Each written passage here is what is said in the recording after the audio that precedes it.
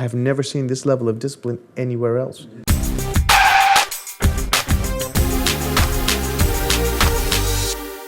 We got different backgrounds, we got different ideas, we got different things going on.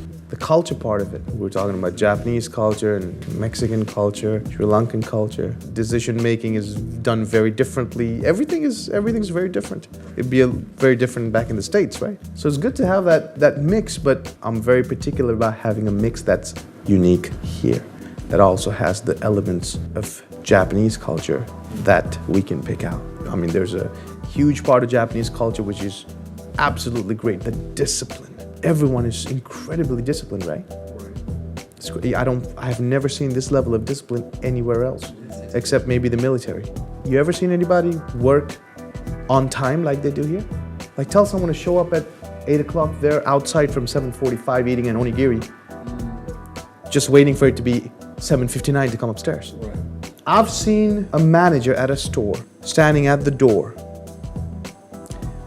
with a mile-long line of customers waiting outside to come in at 9 o'clock. They open at 9 o'clock. I look at my time and it's 8:59. Wow.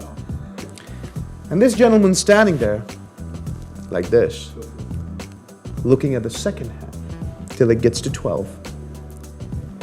It's cold. It's freezing outside. There's a mile, your customers, a mile long. 17 seconds left. Yeah. And he would not open the doors until 9 o'clock. So things like that have seemed, to me at times, excessive. But then think of the flip side.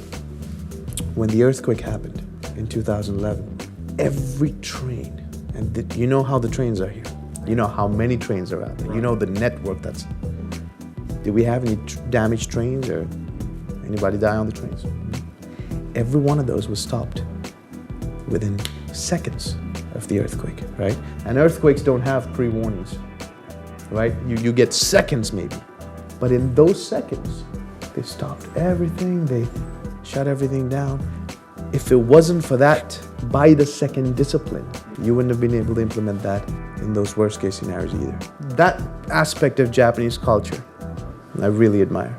And I think we could use a little more of that. Not just as sastri, but in our own countries even, right?